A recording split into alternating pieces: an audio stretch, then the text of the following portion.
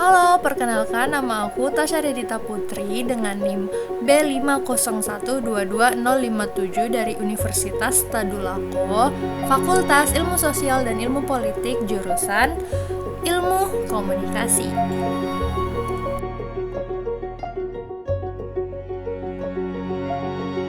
Jadi, untuk tugas mata kuliah antropologi kali ini, aku akan membahas mengenai etnis anak dalam di Jambi.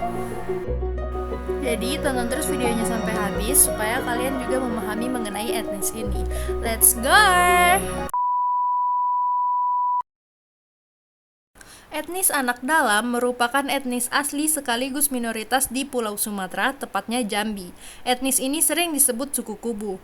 Suku ini termasuk kategori masyarakat terasing di Indonesia karena mereka tinggal di pedalaman kawasan hutan dataran rendah di wilayah Sumatera Tengah dan minim berinteraksi dengan dunia luar. Suku anak dalam dikenal teguh mempertahankan cara hidup yang primitif di tengah arus modernisasi yang kian deras di luar komunitasnya. Sebagian besar penduduknya masih bertahan dengan tradisi lama, walaupun sudah ada penduduknya yang tersentuh teknologi. Menurut tradisi lisan, anak dalam merupakan orang Malau sesat di mana mereka lari dari hutan rimba di sekitar air hitam, Taman Nasional Bukit 12. Tradisi lain menyebutkan bahwa anak dalam berasal dari Pagaruyung yang mengungsi ke Jambi, dan pendapat ini diperkuat dengan kenyataan bahwa anak dalam mempunyai kesamaan bahasa dan adat dengan suku Minangkabau. Sumber lain yang dikumpulkan oleh Muchlas pada tahun 1975 menyatakan bahwa ia telah mempelajari berbagai cerita lisan mengenai suku anak dalam. Beberapa cerita itu adalah Tambo anak dalam dari Minangkabau, Buah Gelumpang, cerita Seri Sumatera Tengah, cerita orang kayu hitam, cerita perang Jambi dengan Belanda, cerita turunan Ulu Besar dan Bayat, cerita tentang orang Kubu, dan cerita Tambo Sriwijaya. Suku anak dalam juga dikisahkan sebagai sekumpulan masyarakat yang tidak mau menyerah pada penjajah Belanda. Di tahun 1904, perang antara Jambi dan Belanda akhirnya berakhir. Pihak Jambi dipimpin oleh Raden Perang yang merupakan cucu dari Raden Nagasari. Dalam perang gerilya tersebut, suku anak dalam dikenal dengan sebutan orang Kubu. Orang Kubu dikenal pantang menyerah terhadap Belanda yang mereka sebut sebagai pembawa penyakit jauh berupa senjata api. Suku anak dalam memiliki sistem kekerabatan matrilineal. Mereka tinggal dalam keluarga kecil dan keluarga besar. Keluarga kecil terdiri dari pasangan suami istri dengan anak-anak yang belum menikah. Lalu ada keluarga besar yang terdiri dari beberapa keluarga kecil dari pihak kerabat istri.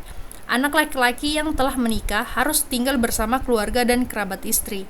Satu keluarga besar tinggal di satu pekarangan yang terdiri dari 2-3 pondok. Di pondok-pondok itulah keluarga-keluarga kecil tinggal. Karena merupakan masyarakat terasing, suku anak dalam masih mengenakan pakaian yang sangat sederhana. Para pria mengenakan cawat, sementara kaum wanita mengenakan bawahan seadanya. Kain untuk menutupi dada hanya dikenakan oleh kaum wanita saat mereka bertemu dengan masyarakat dari luar suku. Dalam berbahasa, etnis ini menggunakan beberapa kosakata sebagai cara untuk bertutur. Kosakata yang digunakan berupa kosakata tradisi, kosakata pengambilan makanan, kosakata azimat, dan kearifan lokal. Sebagian besar masyarakat suku anak dalam masih menganut kepercayaan animisme, namun ada juga beberapa puluh keluarga yang telah memeluk agama Islam. Mereka hidup dengan mendasarkan hidupnya pada berburu dan meramu. Etnis ini cenderung primitif dikarenakan beberapa faktor seperti lingkungan tempat tinggal yang berada di hutan belantara serta tidak mengenal peradaban di luar hutan. Di sisi lain, sekarang beberapa masyarakatnya telah memiliki lahan karet dan pertanian lainnya. Kehidupan mereka sangat mengenaskan, terutama seiring dengan hilangnya sumber daya hutan di Jambi karena penebangan yang artinya mereka juga kehilangan mata pencaharian.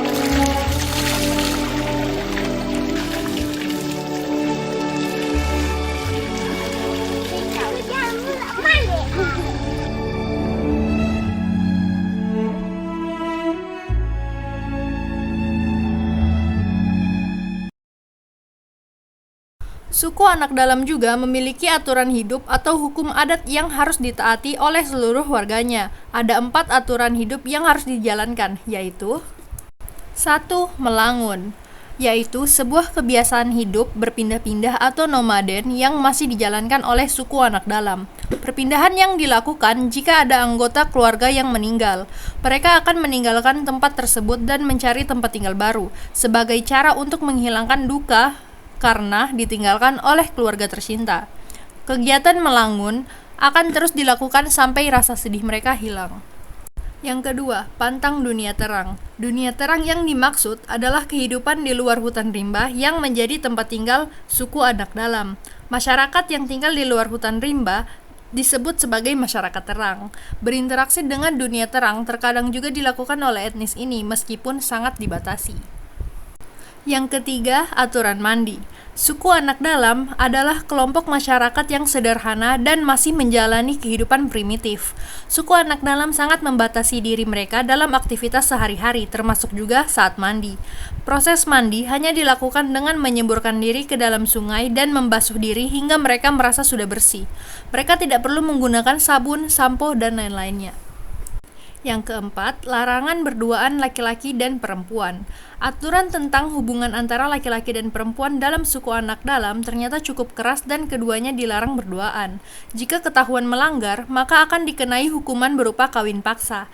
Namun, sebelum dikawinkan, mereka harus menjalani hukuman cambuk dengan rotan terlebih dahulu. Hukum adat ini dianggap sangat memalukan bagi kedua belah pihak orang tua. Pria dari masyarakat terang yang hendak masuk ke wilayah suku anak dalam pun ada aturannya. Pria ini harus ditemani dengan seorang pria dari suku anak dalam dan tidak bisa masuk sendirian. Setelah masuk ke wilayah tempat tinggal mereka, pria masyarakat terang harus meneriakkan kalimat "Ado jentan kiuna", artinya ada laki-laki di sana. Jika ada yang menjawab, barulah mereka boleh masuk ke dalam hutan rimba. Nah, itulah beberapa hal yang bisa aku sampaikan mengenai etnis anak dalam di Jambi. Sekian, terima kasih.